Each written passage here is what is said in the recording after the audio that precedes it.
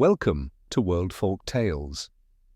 Today we are going to learn about a flood story from the land of Greece, how Deucalion and his wife Pyrrha survived the endless rain and the rising seas, and how they repopulated their beloved land. This story is from the Old Greek Stories compiled by James Baldwin, which was first published in 1895 and which you can check out on the Gutenberg Project. This is how the story goes. In those very early times, there was a man named Deucalion, and he was the son of Prometheus. He was only a common man and not a titan like his great father, and yet he was known far and wide for his good deeds and the uprightness of his life. His wife's name was Pyrrha, and she was one of the fairest of the daughters of men. After Jupiter had bound Prometheus on Mount Caucasus and had sent diseases and cares into the world, men became very, very wicked.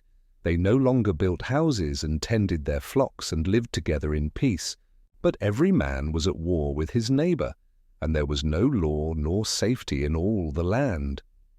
Things were in much worse case now than they had been before. Prometheus had come among men, and that was just what Jupiter wanted. But as the world became wickeder and wickeder every day, he began to grow weary of seeing so much bloodshed and of hearing the cries of the oppressed and the poor. These men, he said to his mighty company, are nothing but a source of trouble. When they were good and happy, we felt afraid lest they should become greater than ourselves. And now they are so terribly wicked that we are in worse danger than before. There is only one thing to be done with them, and that is to destroy them everyone. So he sent a great rainstorm upon the earth, and it rained day and night for a long time. And the sea was filled to the brim, and the water ran over the land and covered first the plains and then the forests and then the hills. But men kept on fighting and robbing, even while the rain was pouring down and the sea was coming up over the land. No one but Deucalion, the son of Prometheus, was ready for such a storm. He had never joined in any of the wrongdoings of those around him, and had often told them that unless they left off their evil ways, there would be a day of reckoning in the end. Once every year he had gone to the land of the Caucasus to talk with his father, who was hanging chained to the mountain peak. "The day is coming," said Prometheus, "when Jupiter will send a flood to destroy mankind from the earth. Be sure that you are ready for it, my son." And so when the rain began to fall, Deucalion drew from its shelter a boat which he had built for just such a time. He called fair Pyrrha, his wife, and the two sat in the boat and were floated safely on the rising waters. Day and night, day and night, I cannot tell how long, the boat drifted hither and thither.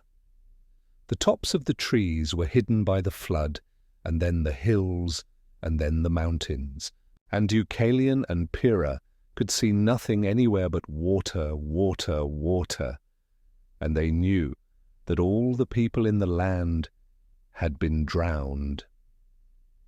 After a while the rain stopped falling, and the clouds cleared away, and the blue sky and the golden sun came out overhead. Then the water began to sink very fast and to run off the land towards the sea.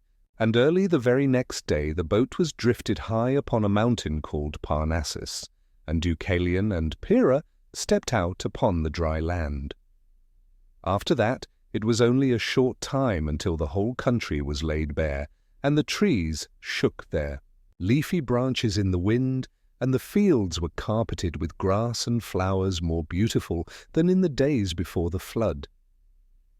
But Deucalion and Pyrrha were very sad, for they knew that they were the only persons who were left alive in all the land. At last they started to walk down the mountain side towards the plain, wondering what would become of them now, all alone as they were in the wide world, while they were talking and trying to think what they should do, they heard a voice behind them.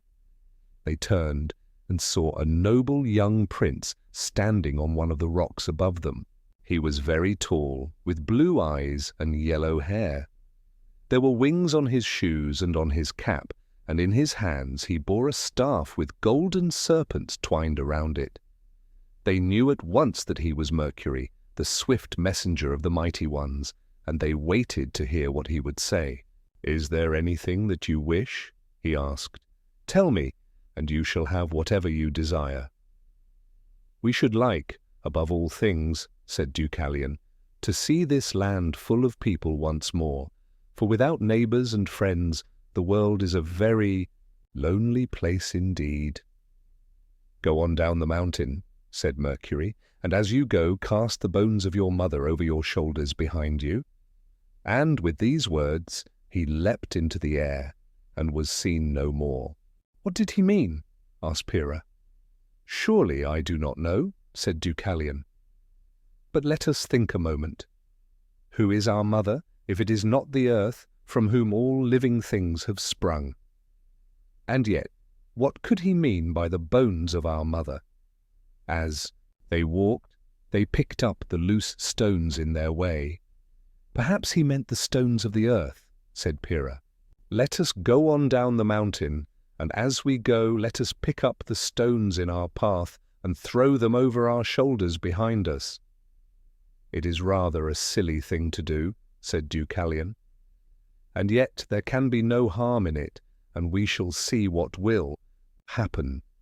And so they walked on down the steep slope of Mount Parnassus, and as they walked they picked up the loose stones in their way and cast them over their shoulders. And strange to say, the stones which Deucalion threw sprang up as full-grown men, strong and handsome and brave, and the stones which Pyrrha threw sprang up as full-grown women, lovely and fair. When at last they reached the plain, they found themselves at the head of a noble company of human beings, all eager to serve them. So Deucalion became their king, and he set them in homes and taught them how to till the ground and how to do many useful things. And the land was filled with people who were happier and far better than those who had dwelt there before the flood. And they named the country Hellas, after Helen, the son of Deucalion and Pyrrha. And the people are to this day called Hellenes, but we call the country Greece, so that's the end of the story. What do you think? What moral lesson did you learn from this tale? Given how bad the people have become these days, would you welcome a flood that would make us go back to zero, that would make us begin again, that would make us renew things, and hopefully be better next time? If good people will survive the flood and bad people do not and will perish, where do you think you will be categorized, the good ones or the bad ones? By the way, does any one of you know what happened to Prometheus in this story? We know that he was bound in Mount Caucasus, but was he saved by the gods when the flood inundated the earth? Or, if only Deucalion and Pyrrha survived, did he perish along with other people? Our guess is that one of the gods freed him before the waters reached Mount Caucasus. Prometheus is a titan after all. As you probably can tell, we are very new in this journey of discovering Greek mythology. We hope you join us in this journey. Anyway, share your thoughts in the comments and support this channel by subscribing, liking and sharing this video with your friends.